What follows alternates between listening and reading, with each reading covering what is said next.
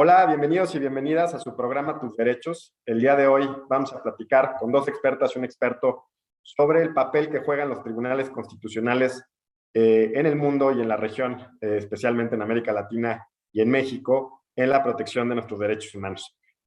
Para ello tengo el gusto de presentar en primer lugar a María Christine Fuchs, quien es abogada alemana y doctora en Derecho de la Universidad de Saarlandes-Saarbrücken, Alemania. Realizó sus estudios de maestría en Derecho Internacional Público, Derecho de la Unión Europea y Derechos Humanos en el Europea Institute de la Universidad de Saarlandes, Alemania, y además cursó estudios de licenciatura en Derecho francés. Ha sido investigadora asociada al Instituto Max Planck de Derecho Privado Extranjero y Derecho Internacional Privado en Hamburgo. Fue directora del Programa de Estado de Derecho para Latinoamérica de la Fundación Konrad Adenauer y, bueno, muy buena amiga de nosotros, del programa y de aquí de la Suprema Corte.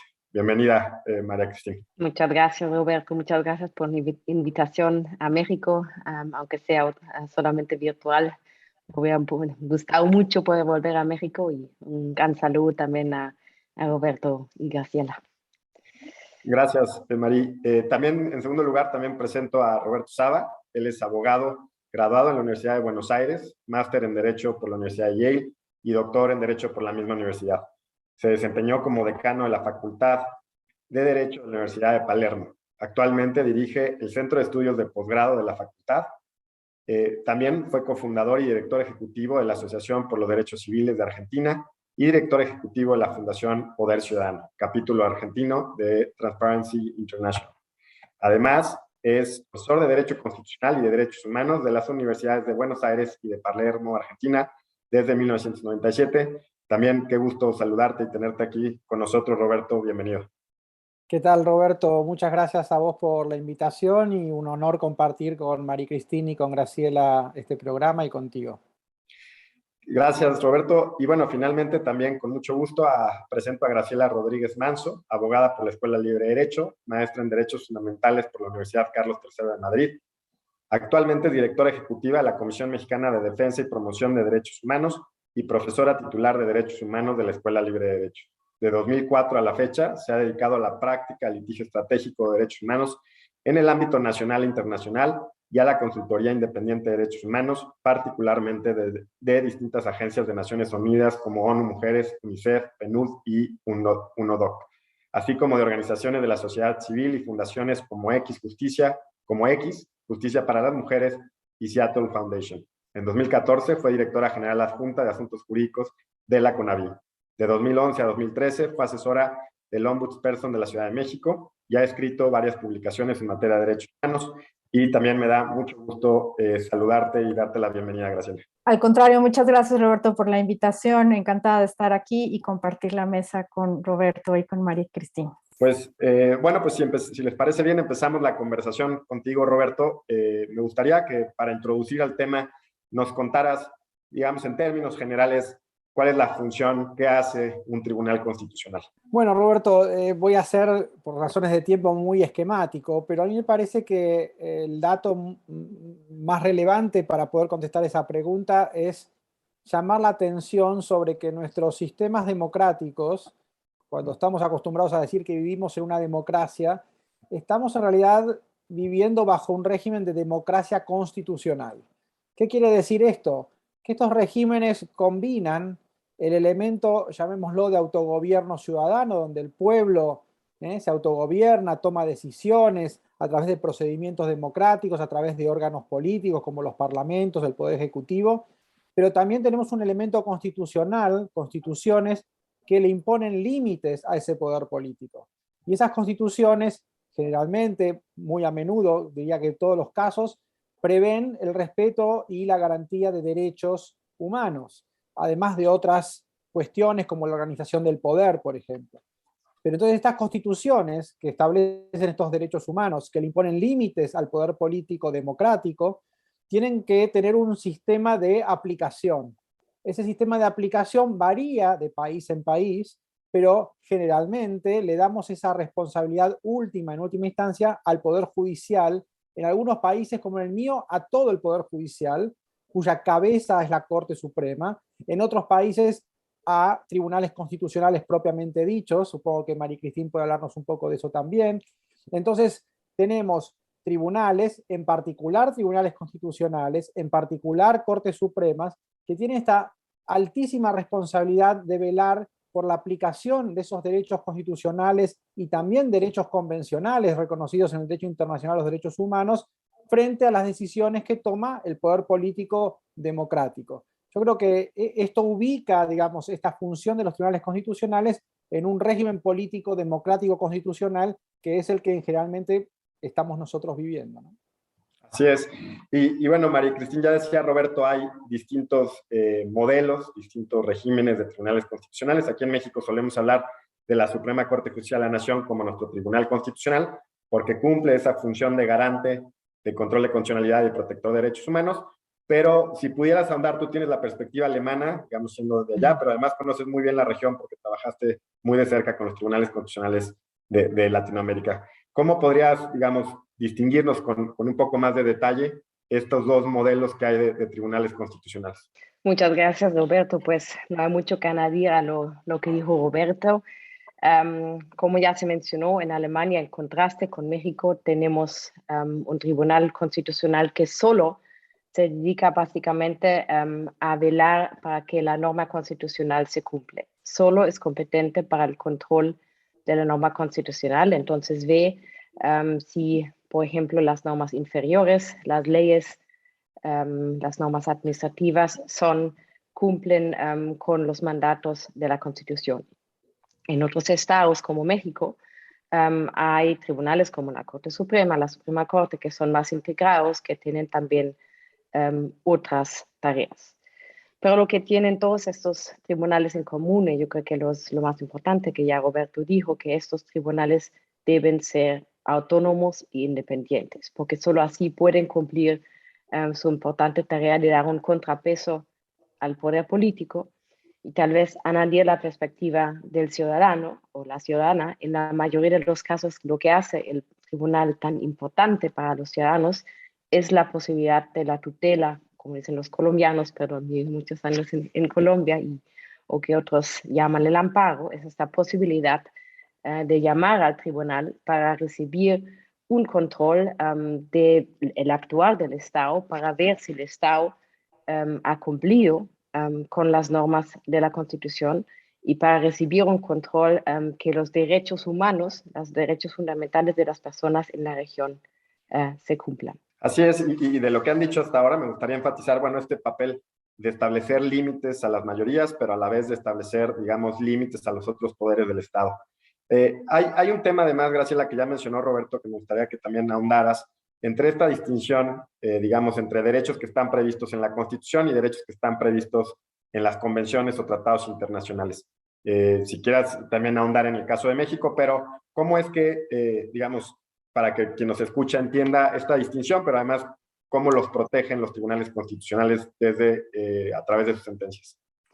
Sí, claro que sí, Roberto. Bueno, pues en principio, y tratándose específicamente de México, sabemos que el Tribunal Constitucional, que es la Suprema Corte de Justicia de la Nación, y a partir de la reforma constitucional de 2011 en materia de derechos humanos, que incorpora principalmente un bloque de constitucionalidad que es reconocido por la propia Suprema Corte de Justicia de la Nación a partir de la contradicción de tesis 293/2011, lo que incorpora es la forma de una fórmula constitucional para incorporar no solamente los derechos humanos que están previstos en la Constitución, sino también en los tratados internacionales de los que México forma parte. Y entonces, una de las consecuencias de la adopción de este bloque de constitucionalidad en relación con los tribunales constitucionales, específicamente la Suprema Corte de Justicia de la Nación, es que ahora puede proteger y garantizar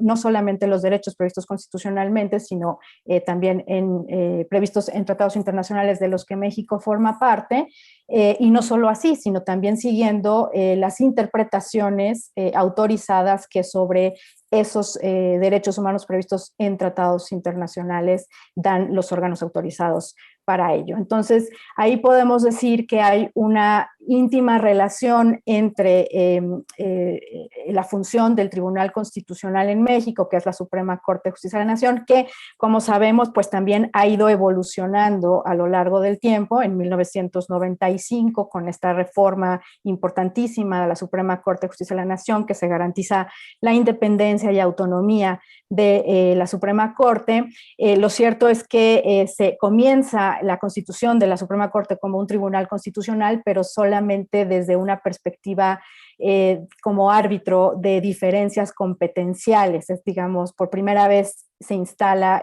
la Suprema Corte como un tribunal constitucional. Y no es sino hasta la reforma judicial del año pasado, de 2021, que finalmente se amplía y se fortalece esta visión de tribunal constitucional, que no solamente es árbitro de las diferencias competenciales, sino que también es protector de derechos humanos de origen interno e internacional, combinado precisamente con la reforma de 2011.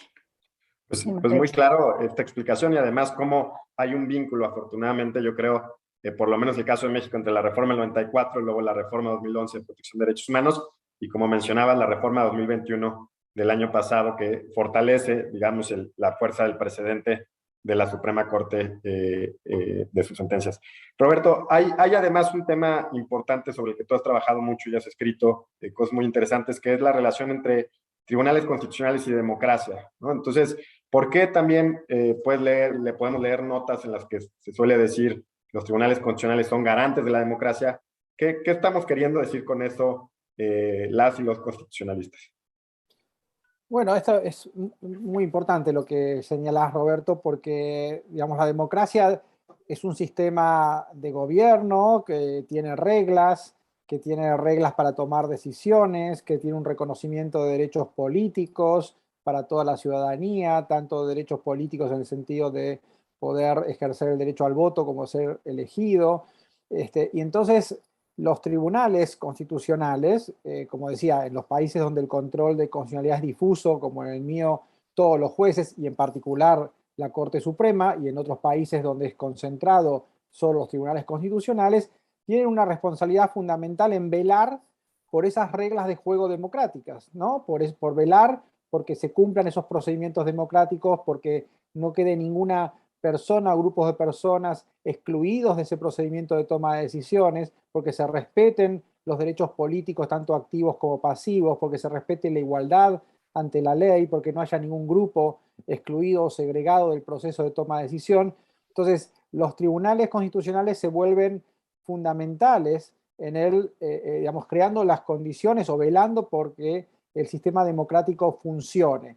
Y como decíamos antes, además también, cuando el sistema democrático que se rige por la regla de mayoría traspasa su competencia, digamos, afectando derechos fundamentales, también estos tribunales ejercen ese control sobre el poder político, sobre las mayorías y sobre los órganos políticos. Pero vos estás apuntando a un caso particular muy importante, que es que los tribunales constitucionales se constituyen en lo que algunos autores han llamado una especie de árbitro de este sistema político democrático, haciendo que todos cumplan con las reglas, como los árbitros de un deporte, ¿no? Los árbitros de un partido de fútbol que no están autorizados a hacer goles, pero sí en velar porque se cumplan las reglas de juego y eventualmente invalidar decisiones que no han contemplado esas reglas. Así es. Y bueno, también dentro de este papel de garante de la democracia, María Cristín, hay un papel que se atribuye a los tribunales constitucionales y que solemos escuchar en las discusiones relacionadas con su función de garante de los grupos en situación de vulnerabilidad, de sus derechos, de los derechos de las minorías sociales. ¿De qué estamos hablando cuando hablamos de minorías sociales, de grupos en situación de vulnerabilidad? ¿Y por qué se pone un especial énfasis de que los tribunales constitucionales protejan a esos grupos, a diferencia, alguien podría pensar, de la mayoría de la población? ¿Por qué los jueces constitucionales y las juezas ponen un foco importante ahí para su función? Muchas gracias, Roberto. Tal vez añadir algo a lo que dijo Roberto en contraste de Argentina o el control del Tribunal Constitucional alemán es obviamente un control concentrado Y un aspecto también muy importante de lo que comparten todos nuestros países, México, Argentina, es también su función de velar por el buen funcionamiento del federalismo, porque no solamente hay esta separación de poderes a nivel horizontal, sino también en nuestros países el vertical. Yo creo que también es un aspecto muy importante de los tribunales constitucionales. Y respondiendo tal vez un poco más a tu pregunta, esto también es una de las tareas más importantes de los tribunales constitucionales hoy en día, sobre todo si vemos a nivel mundial según algunas tendencias de regímenes cada vez más populistas y autoritarios que juegan un poco con las mayorías. Aún más importante es que los tribunales constitucionales, a veces que nosotros llamamos en posiciones contramayoritarias, protegen a estos derechos que tú mencionaste de las minorías, de personas vulnerables que son generalmente excluidas e incluso discriminadas para las mayorías. Sobre todo en estos casos, si los políticos tratan de seducir a estas mayorías, porque justamente con estas mayorías van a recibir sus votos. Para tal vez mencionar un caso del Tribunal Constitucional de Alemania, hay muchas sentencias durante sus 71 años de vida que protegen también a las minorías políticos, a las minorías en el Parlamento, sobre todo a la oposición en el Parlamento. Yo creo que es justo de esto que se trata, porque si no hay oposición, ya no hay un juego democrático sano y en este momento la democracia está en gran peligro. Por esto, esta tarea de proteger a la oposición, a las minorías, es de los más importantes de cada tribunal constitucional. Así es, y creo que también en el caso de México en los últimos 10 años, yo pensaría que, o bueno, tal vez un poco más, 12, 13 años, la Corte ha emprendido, pues, afortunadamente una agenda de protección de derechos, incluyendo los derechos de las minorías o de grupos en condiciones de vulnerabilidad. Y bueno, sobre eso hablaremos más adelante. Es momento de hacer una primera pausa. Les recuerdo a quienes nos escuchan que estamos platicando sobre el papel de los tribunales constitucionales como garantes de derechos fundamentales. Ya regresamos.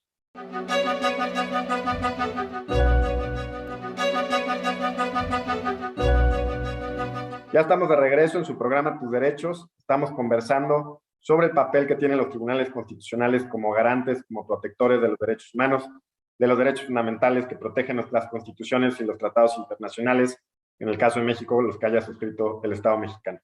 Graciela, mencionaste en tu primera intervención la relación que existe entre la Suprema Corte Mexicana y podríamos hablar de las Supremas Cortes o tribunales constitucionales de cada país de Latinoamérica con la Corte Interamericana de Derechos Humanos.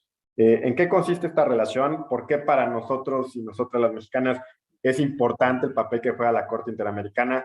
¿Y cuál es la relación que ha establecido con nuestra Corte? Y bueno, como mencionaba en la primera intervención, sabemos que a partir de 2011, con la reforma constitucional en materia de derechos humanos, pues se amplía la protección de derechos humanos al incorporarse el bloque de constitucionalidad. Y esto implica que para conocer el contenido y alcance de los derechos humanos, pues no solamente tenemos que buscar la definición de estos derechos humanos desde la perspectiva de la propia Constitución y de la interpretación que sobre ella haga el Poder Judicial de la Federación y específicamente también la Suprema Corte de Justicia de la Nación, sino que también tenemos que acudir a las normas contenidas en tratados internacionales de los que México forma parte y la interpretación que sobre esas normas hacen órganos internacionales autorizados para ello.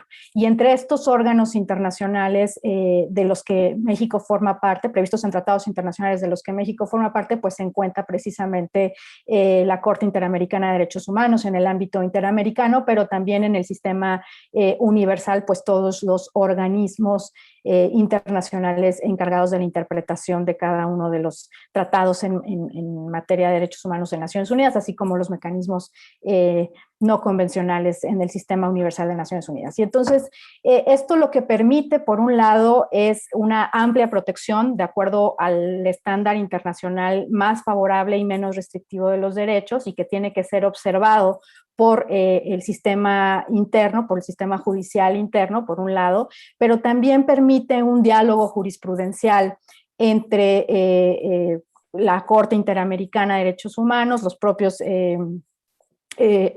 órganos de tratados, por ejemplo, el Sistema Universal de Naciones Unidas, con la Suprema Corte de Justicia de la Nación y con el Poder Judicial en general. Entonces, con esta fórmula del bloque de constitucionalidad y a partir de este diálogo jurisprudencial, pues con el tiempo se va generando el contenido y alcance de estos derechos humanos, siempre en atención al principio pro persona, que lo que mandata es buscar cada vez más la protección más favorable y más amplia a los derechos de las personas y una interpretación cada vez menos restrictiva de los derechos humanos. Y teniendo esta fórmula, pues el Poder Judicial se encuentra obligado a través del ejercicio de control de constitucionalidad y convencionalidad, y específicamente la Corte como Tribunal Constitucional, la Suprema Corte, pues de incorporar esto en cada uno de los casos que analiza y que resuelve en las sentencias, y con ello ir ampliando la protección de derechos humanos a lo largo del tiempo. Sí, así es, y además pues recordar que en el caso de México el principio pro persona, bueno, está constitucionalizado en el artículo 1, y bueno, queda muy clara tu explicación, Graciela, de hecho te me adelantaste y te agradezco. Roberto, hay otro tema importante cuando se habla de tribunales constitucionales, se discute mucho sobre su legitimidad. ¿Y a qué me refiero con esto? Simplemente normalmente los jueces y juezas de las Cortes Supremas o tribunales constitucionales no son electos popularmente, como sí lo son los parlamentarios, como sí es en el caso de los regímenes presidenciales, el presidente o presidenta de la República. Y entonces la pregunta es, ¿por qué legitimidad, ¿no?, tienen para declarar la inconstitucionalidad de leyes aprobadas por personas que sí fueron electas popularmente? ¿En qué radica? ¿Dónde encontramos esa legitimidad de los tribunales constitucionales?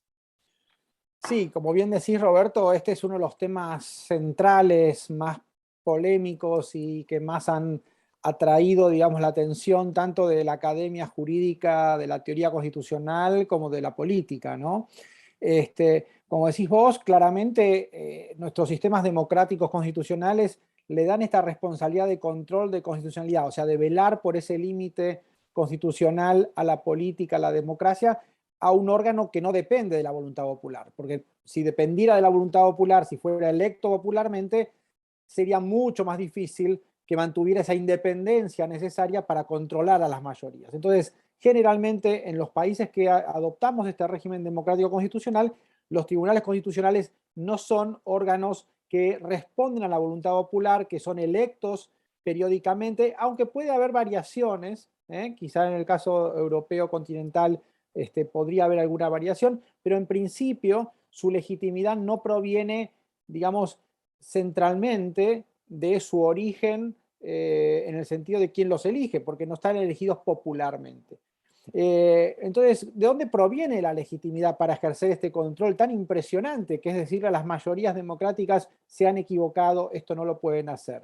Bueno, fundamentalmente la palabra para mí clave aquí es la confianza. ¿Cómo generamos confianza en ese actor que sea independiente para ejercer este rol? Esa confianza se construye primero en los procesos de designación. Los procesos de designación son muy importantes, no puedo explayarme aquí, pero yo creo que deben ser muy transparentes, muy participativos y deben centrarse en el pensamiento jurídico de los nominados y nominadas a los tribunales. Porque no estamos decidiendo aquí actores políticos, sino actores que van a decidir sobre la base de lo que manda la Constitución. Pero sobre todo, esa legitimidad proviene de sus decisiones, de que esas decisiones sean vistas como decisiones que se toman basadas en principios constitucionales, basadas en principios universalizables, no que se deciden en base a la protección del interés o preferencia de un sector que puede ser muy legítimo y que se puede ver, por ejemplo, en la discusión parlamentaria, donde los parlamentarios defienden preferencias, opiniones, sectores políticos, ideológicos, pero en los tribunales esa confianza la construyen a través de sus propias decisiones y decisiones que no deben ser vistas como parciales, aunque podemos tener diferencias. Algunos deciden de una manera, otros de otra, porque la interpretación constitucional provoca estas diferencias, pero deben ser entendidas como decisiones basadas en principios, no en intereses políticos. Pero me parece que esto es central y para resumir yo lo dejaría ahí. Muchas gracias, Roberto. Marí, una de las cosas que mencionaste tú, pero también ha mencionado Roberto ahora mismo, es la importancia de la independencia y la autonomía de los tribunales constitucionales, ¿no? Uno de los pilares fundamentales para su llevar a cabo su función, creo que es uno, hay otros muchos más, pero uno de ellos, fundamental, es la independencia y autonomía. ¿Nos podrías explicar con mayor detalle a qué nos referimos con esto? Por supuesto, gracias, Roberto. Yo creo que la independencia judicial se puede, bueno, analizar desde dos perspectivas. Primero es la perspectiva institucional, que significa que cada tribunal debe ser independiente no solamente de los otros poderes del Estado. Es importante que ningún otro poder o ninguna otra persona puede dar órdenes a un tribunal cómo se tiene que comportar. Pero otra perspectiva que tal vez es aún más importante, sobre todo estos días, es la independencia individual y personal de los jueces. El Estado tenemos que hacer todo lo posible para que lleguen a estos cargos de jueces, sobre todo los jueces o las juezas de las cortes más altas del Estado, personas calificadas que tienen un respeto para su cargo. Es importante que obviamente tienen buenas condiciones de trabajo y también un buen salario para que se pueda garantizar su independencia en sus votos y para que no sean de ninguna manera proclives a injerencias de afuera que podrían alterar su voto o sus sentencias. Lo más importante que hay un marco institucional que garantice que estos jueces de alguna manera son inamovibles. Esto no significa que tienen que ser jueces de por vida, pero que sus mandatos son predefinidos, son establecidos en leyes y se sabe exactamente por cuánto tiempo un juez o una jueza está en su cargo. En ese sentido, por ejemplo, la Corte Interamericana, que ya se mencionó varias veces, ha decidido varias veces, por ejemplo, frente a jueces provisionales, que hay cada vez más en la región, que de alguna manera están en peligro de injerencias de afuera porque no tienen un cargo fijo. Yo creo que esto es un gran problema para la independencia en la región y que se tendría que limitar a un mínimo porque un juez provisional no significa remoción libre. Eso nunca puede ser el caso. Y lo que pasa si no tenemos independencia judicial, yo creo que lo hemos visto varias veces, lamentablemente, no solamente en Latinoamérica, sino también en Europa. No sé si han podido seguir un poco los debates sobre Polonia y Hungría, donde de facto, bueno, no me atrevería a decir que no hay un poder judicial independiente, pero al menos hay muchas amenazas a los jueces que se atrevan a decidir en contra del poder político. Y con esto, al final del día, si se lleva a su extremo, se acaba el Estado de Derecho, se acaba la democracia y por esto la independencia de los tribunales es tan importante. Yo lo dejo ahí. Así es. Bueno, hasta ahora hemos visto, digamos, en términos generales de cuál es la función de los tribunales constitucionales, algunas de las garantías que deben de tener, particularmente la independencia judicial. Hemos hablado también de la confianza, creo yo, que tiene que construir con la ciudadanía, porque es uno de sus soportes principales frente a los otros poderes del Estado, etcétera. Pero me gustaría, Graciela, que empezáramos a hablar tal vez de algunos casos emblemáticos que consideramos loables, que pueden ser buenas prácticas para emular sobre protección de derechos. Y a mí me gustaría preguntarte a ti, ¿qué caso se te viene a la cabeza reciente, tal vez de la Corte Suprema Mexicana, en relación con los derechos de las mujeres, en la que quien nos escucha pueda, digamos, entender cuáles son esa función de protector de derechos? Sí, claro que sí. Si me permitías nada más complementar un poco sobre claro. el tema anterior en el tema de independencia y de legitimación democrática, me parece, creo, importante decir que a partir también de la reforma constitucional de derechos humanos de 2011 y que básicamente lo que se adopta desde la perspectiva de la dogmática constitucional es este sistema garantista de derechos humanos. Me parece también importante señalar que en el momento en que se le otorga el control constitucional a los tribunales constitucionales, específicamente a la Suprema Corte de Justicia de la Nación, es una forma de legitimarse democráticamente en el entendido de la democracia desde una perspectiva sustantiva. Y también en relación con la independencia de quienes integran los tribunales constitucionales, a mí me parecería también importante señalar que si bien tienen que estar lejos de intereses políticos y demás, el proceso de designaciones quizá se reforzaría esta independencia a partir de una participación, de garantizar de alguna forma la participación ciudadana en la elección, ¿no? Con mecanismos específicos de participación ciudadana, con conversatorios específicos con la ciudadanía sobre los perfiles que pueden en un momento dado estar dentro de estos tribunales constitucionales y conformar estos tribunales constitucionales para garantizar de alguna forma también la legitimidad de origen.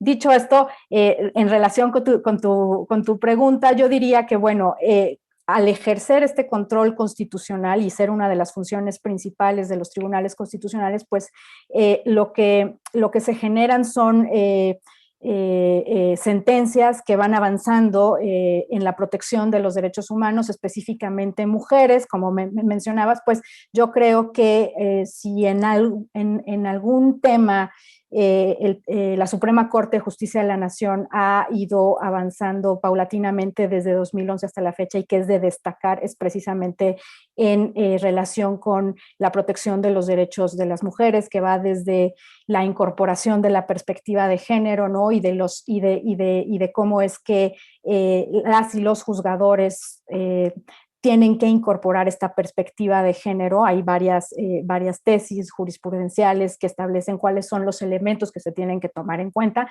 pero que también van a protección de derechos específicos o sentencias de protección de derechos específicos, como por ejemplo el tema de la interrupción del embarazo, ¿no? O sea, me parece que ahí la Suprema Corte ha tenido una jurisprudencia cada vez más protectora en este sentido desde 2007, que se declara la constitucionalidad de la despenalización del aborto en la Ciudad de México, pero que conforme ha ido avanzando en los casos, pues se ha tocado todos los temas de interrupción del embarazo desde la perspectiva de salud, por ejemplo, desde la perspectiva de la despenalización no solamente en la Ciudad de México, sino en otros estados, y declarar la constitucionalidad de esta despenalización, y cómo es que en un momento dado la no criminalización de la interrupción del embarazo para mujeres, ¿no? Por ejemplo, estos son como los tres elementos que me parece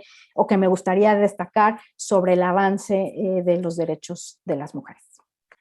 Muchas gracias, Graciela. Pues muy completa tu intervención, pero además es interesante, creo yo, el caso de la despenalización del aborto en el caso de México, también a la luz del derecho comparado, si pensamos lo que está sucediendo en Estados Unidos, ¿no? Que estamos esperando una decisión que probablemente revierta el caso Roe versus Wade, emblemático en 1973 de su corte, en el que reconoció un derecho fundamental de las mujeres para interrumpir un embarazo. Creo que, bueno, el caso de México fue una sentencia muy oportuna y que creo que vale la pena consultar. De hace algunos meses, septiembre y octubre, hubo 3 sentencias en hilo, digamos, que son importantes. Bueno, es momento de hacer una segunda pausa. Les recuerdo a quienes nos escuchan que estamos platicando sobre el papel que tienen los tribunales constitucionales como garantes y protectores de derechos humanos. Ya regresamos.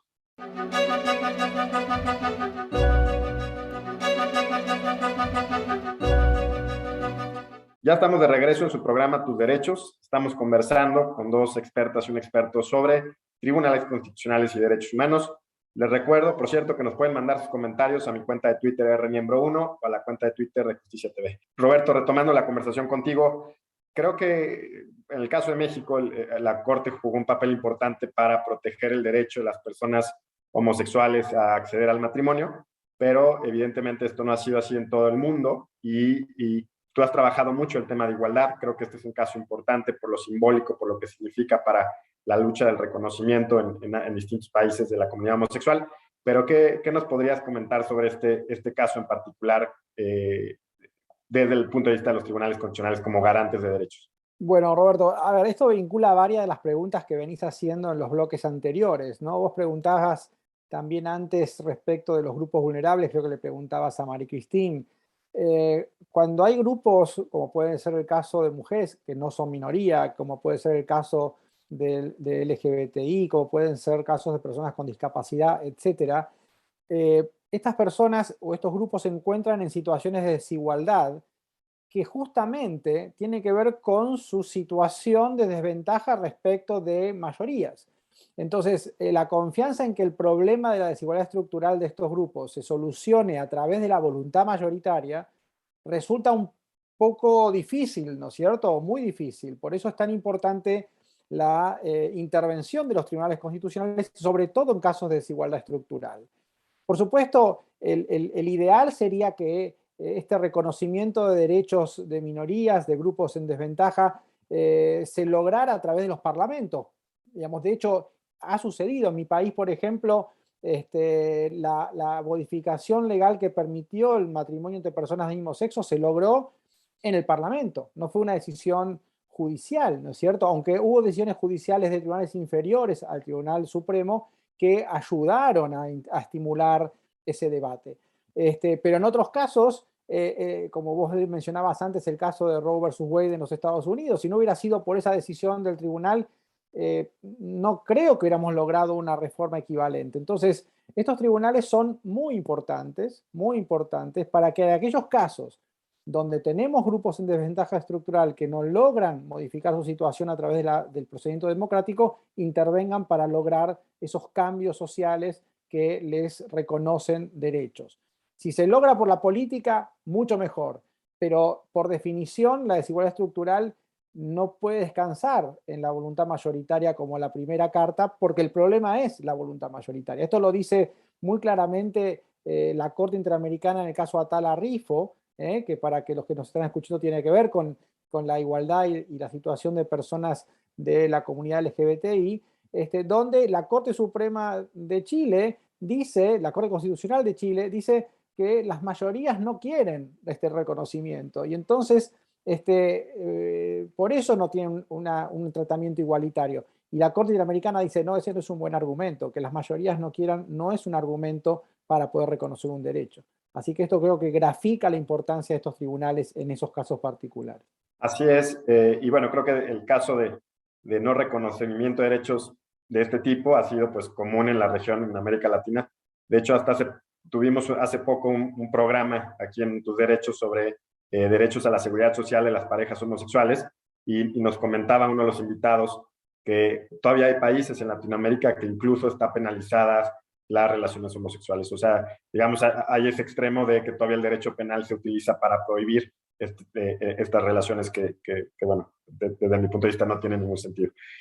Bueno, María Cristina, hay otro tema importante, creo que también para nosotros en México es importante porque es el diálogo o lo que podemos aprender, digamos, de leer, de conocer la jurisprudencia de otros tribunales constitucionales. Y te lo pregunto porque, bueno, tú tuviste la experiencia muy de cerca de lo que pueden aportar estos diálogos y que además que en el caso de México, afortunadamente, pues esto ha empezado a cambiar hace 10 años también con la reforma de derechos humanos. Los tribunales constitucionales, no solo la Suprema Corte, que sin duda, pero los tribunales inferiores también han empezado a conocer la jurisprudencia, no solo de la Corte Interamericana, sino del derecho comparado. ¿Por qué le recomendarías a un juez o jueza, a un operador jurídico, que es importante el derecho comparado, los diálogos entre tribunales, conocer sentencias de otros países? Gracias, Roberto, por la pregunta también muy importante. Tal vez para retomar el hilo argumentativo de Roberto, hablando sobre esas sentencias altamente conflictivas, sobre todo si se involucra a minorías, a grupos vulnerables, a problemas sociales tremendamente que puedan ser muy contramayoritarios. Yo creo que para cada tribunal constitucional es importante buscar el diálogo, no solamente con los otros poderes de su Estado, no solamente con la ciudadanía, sino también con los demás tribunales sean constitucionales o sean internacionales, incluso con los tribunales en las regiones. Muchas veces se olvida eso porque solo se habla de los tribunales constitucionales y tal vez los internacionales. ¿Y por qué es eso?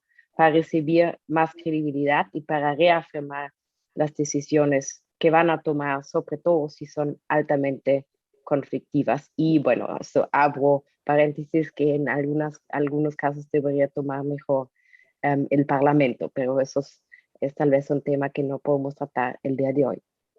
Para mencionar un ejemplo muy concreto de este diálogo, y me gusta mucho el ejemplo porque muchas veces todos hablan de la influencia de los europeos, de los norteamericanos hacia Latinoamérica, pero en este ejemplo es al revés, por eso me gusta tanto.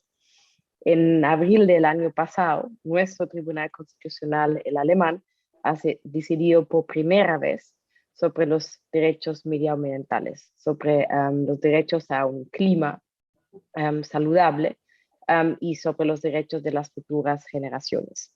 Y ahí, aunque no lo dice la sentencia de manera explícita, que es un poco triste, me hubiera gustado tener al menos una nota de pie, yo creo y lo sé porque fue parte de mi trabajo anterior como directora del programa Estado de Derecho para Latinoamérica de la Fundación Konrad Adenauer, que por ejemplo el Tribunal Constitucional y la Corte Constitucional de Colombia, que ya tiene jurisprudencia muy avanzada sobre los derechos medioambientales, incluso sobre los mismos derechos de la naturaleza, sobre la subjetividad de derechos de la naturaleza, que ha tenido un impacto alto en la decisión en Alemania. No es la misma decisión, pero justo este intercambio entre los jueces, yo creo que en este caso ha sido muy fructífero y muy importante para que los alemanes hayan podido tomar esta decisión.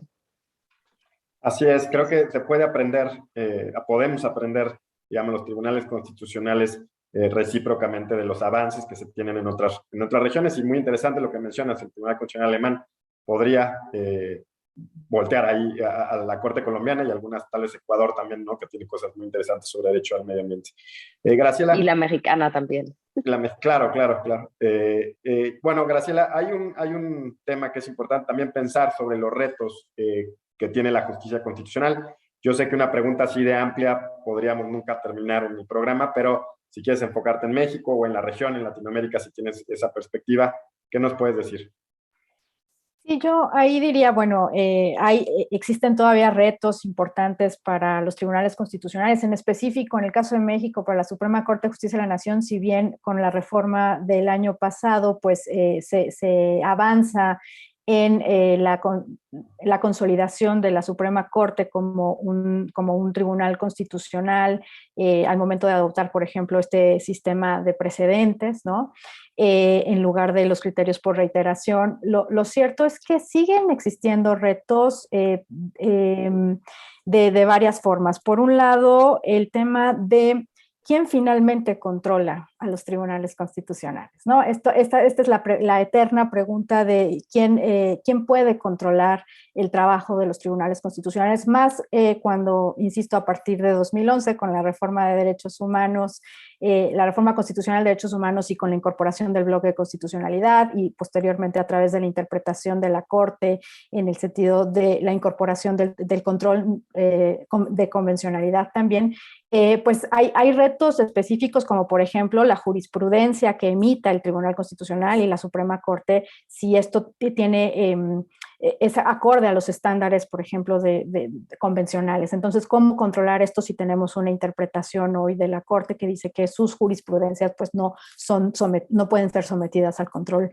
de convencionalidad? Ese sería uno de los retos. Y el otro reto que creo que también es importante destacar es el observatorio ciudadano del desempeño de un tribunal constitucional. Me parece que un observatorio de sentencias, un observatorio ciudadano sobre las sentencias que va emitiendo, diálogos con la ciudadanía, creo que esto permitiría de alguna forma pues acercar más a la ciudadanía al Tribunal Constitucional. Y finalmente, en el caso específico de México y el contexto y crisis de graves violaciones de derechos humanos que está enfrentando el país, país, pues me parece que ahí sería muy importante también tener esta capacidad de que el Tribunal Constitucional analizara el contexto y resolviera conforme al contexto, es decir, no tanto caso por caso, sino abordar estos temas como las violaciones graves de derechos humanos desde una perspectiva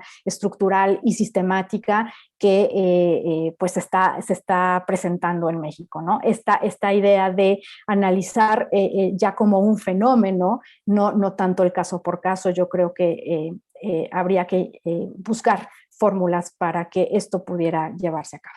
Pues muy interesante lo que dices, Graciela, y yo quisiera enfatizar el tema de la cercanía con la ciudadanía, porque además pues, ha sido una agenda del actual ministro presidente, que es la ciudadanía, y que creo que es también relacionada con lo que mencionó Roberto Saba en una de sus intervenciones, la confianza, la importancia de que la ciudadanía confíe en su Tribunal Constitucional también, y que tenemos buenos ejemplos en la región de cómo eso le da solidez a los tribunales constitucionales. Bueno, es momento de hacer una última ronda de conclusiones, reflexiones finales. Roberto, si quieres empezar, te escuchamos. Seguro, muchas gracias, Roberto. Mira, yo creo que un poco hilvanando con lo que decía Graciela, yo creo que uno de los retos más importantes sobre la construcción de legitimidad y de confianza en las Cortes Constitucionales está en las propias Cortes Constitucionales. Yo creo que hay una responsabilidad muy grande del poder político de no invadir esa independencia y esa autonomía, una responsabilidad gigante de la sociedad civil que controle, que mire, que, como decía Graciela, que discuta las decisiones, pero sobre todo la responsabilidad de los propios miembros de estos tribunales constitucionales de preservar, cuidar este engranaje tan delicado que son los tribunales constitucionales. Y esto para ser bien concreto, tratar de lograr una consistencia entre sus decisiones, tratar de mirar sus decisiones pasadas de forma tal que puedan ser consistentes con las decisiones presentes, tratar de lograr consensos hacia el interior de los tribunales para que los tribunales, si bien es muy legítimo que tengan diferencias los miembros del tribunal, pero que traten de lograr consensos, que traten que los tribunales hablen con una voz lo más clara posible, ¿sí? Que se decidan pocos casos que sean expresados en sentencias claras, que la ciudadanía pueda leer y entender, que la publicidad de esos casos y de los argumentos que dan los tribunales sea en tiempo real para que la ciudadanía pueda controlar, discutir. Entonces, para resumir, la gran responsabilidad que tienen los mismos tribunales constitucionales para preservar y construir su propia legitimidad. Porque esto no siempre hay conciencia. Vos ponías el caso de esta decisión que está a punto de tomarse en los Estados Unidos y que, como decías, la comenté en algún lado, jueces de ese tribunal que están decidiendo de forma tal que parece que podría socavar la confianza en el tribunal. Entonces, esta conciencia de los miembros del tribunal de preservar la confianza en el tribunal es uno de los mayores retos que creo tienen estos tribunales. Sin duda, Roberto, y te agradezco esta importante reflexión. María Cristina, adelante, por favor. Muchas gracias, Roberto. Tal vez para seguir un poco en esta línea reflexionando, yo creo que Roberto tiene razón, porque encontrar este equilibrio dentro de los mismos tribunales, este hilo muy fino entre, obviamente, algo de juez, no me gusta mucho utilizar esta palabra, del juez activista en sentido de progresista, protector de derechos, pero no ir demasiado lejos, porque si no, lo que muchos reprochan a estos jueces del gobierno de los jueces, de invadir la esfera del Parlamento, por paréntesis, ¿qué vamos a hacer si el Parlamento hace nada? Esto es un gran debate en Latinoamérica. Este hilo fino de no ser demasiado, digamos, máquina de cumplimiento de normas y juez activista, yo creo que en estos días es muy difícil de encontrar y esta cuestión debería contestarlo de manera diferente, dependiente de cada país y sobre todo cada región. Y tal vez pueda añadir un aspecto que a nosotros los alemanes nos ha preocupado mucho. También es importante que esos mismos jueces encuentren un buen equilibrio regional y no lo disturben con decisiones que en algunos aspectos son demasiado demasiado egoístas, porque todavía no se ha resuelto esta gran pregunta que ya mencionó Graciela, de alguna manera, ¿quién tiene la última palabra y que controla a los jueces? ahí en Europa ahora muchas veces ya son casi batallas entre el Tribunal de Justicia de la Unión Europea y los tribunales constitucionales, justamente sobre esta viejísima pregunta de quién tiene la última palabra. Y ahí, a esto me refiero, yo creo que hay un poco de humildad frente al cargo y a la importancia de este equilibrio y a lo que ha logrado la Unión Europea en la región. De verdad, es lo mejor que nos ha pasado en muchos sentidos en Europa después de la Segunda Guerra Mundial. Yo creo que es bueno, es importante para todos los tribunales constitucionales en Europa que deberían ser muy conscientes de este rol. Gracias. A ti, María Cristina. Y bueno, finalmente, Graciela, adelante. Sí, a mí me gustaría concluir, bueno, pues diciendo que en México tenemos ahorita ya todas las fórmulas constitucionales, tanto desde la perspectiva sustantiva, como es la reforma de 2011 y ahora en 2021 con la reforma judicial, como para impulsar y optimizar la protección de derechos humanos a través del Tribunal Constitucional y específicamente del Poder Judicial de la Federación y específicamente de la Suprema Corte de Justicia de la Nación. O sea, me parece que es importante resaltar que esta transición de la creación de jurisprudencia a través de reiteración con el sistema de precedentes, pues esto va a permitir de alguna forma tener respuestas y tener argumentaciones y sentencias y criterios mucho más prontos y expeditos por parte de la Suprema Corte sobre temas de interés y trascendencia general, lo cual esto es totalmente positivo, me parece, y ya no tener que esperar a que se reiteren todos estos criterios, ¿no? Como antes se hacía. Y sí, me gustaría también insistir en estos retos, ¿no? Es decir, esto es una parte, y creo que es una parte fundamental para avanzar en la protección de los derechos humanos, pero también me gustaría insistir en que sería importante ahondar también en esta idea de la participación ciudadana, ¿no? Y de la participación de la sociedad civil en la construcción de estos precedentes, abrir cada vez más espacios de participación ciudadana y también quizá pensar en ampliar un poco el acceso a la justicia a través, no sé, del amparo, ¿no? Hay temas que todavía están pendientes, ya los mencionaba en mi intervención anterior, pero también hay otro tema que me parece fundamental y que tiene que ver con estas reformas, por ejemplo, constitucionales, que pues no hay un mecanismo para hacerlas válidas todavía, perdón, no para hacerlas válidas, sino para cuestionarlas, ¿no? Una forma de cuestionar reformas constitucionales que no sean acordes a los estándares internacionales a partir, insisto, de la incorporación del bloque de constitucionalidad. Y sobre todo, pues ante la crisis de graves violaciones de derechos humanos que mencionaba en mi intervención anterior, y si bien a partir de 2021 también ya hay algunos pasos que dar sobre la concentración de los casos de violaciones graves de derechos humanos en determinados tribunales, me parece que ahí el diálogo que pueda tener este Tribunal Constitucional con las fiscalías, por ejemplo, porque el punto aquí es que lleguen los casos, ¿no? Y el trabajo de las fiscalías pues claramente no está dando como para que los casos lleguen a la Corte y puedan pronunciarse sobre estos grandes temas y este contexto tan importante y tan necesario de atender por parte del Estado mexicano. Entonces, yo con esto me quedaría. Gracias. Pues a ustedes tres, muchas gracias. Ha sido un programa muy rico en contenido por su experiencia y por su conocimiento profundo sobre, pues, desde distintas perspectivas de los tribunales constitucionales. Tuvimos la oportunidad de hablar sobre derecho comparado, sobre legitimidad, sobre diálogo con la Corte Interamericana, además del tema que nos ocupaba particularmente, que era la función de protección de derechos humanos. Así que creo que quien nos escucha puede coincidir conmigo que hemos aprendido mucho en este programa. Les recuerdo, además, a quienes nos escuchan, que este programa se lleva a cabo en colaboración entre la Suprema Corte de Justicia de la Nación y la Oficina de la Alta Comisionada de las Naciones Unidas para los Derechos Humanos. Hasta la próxima.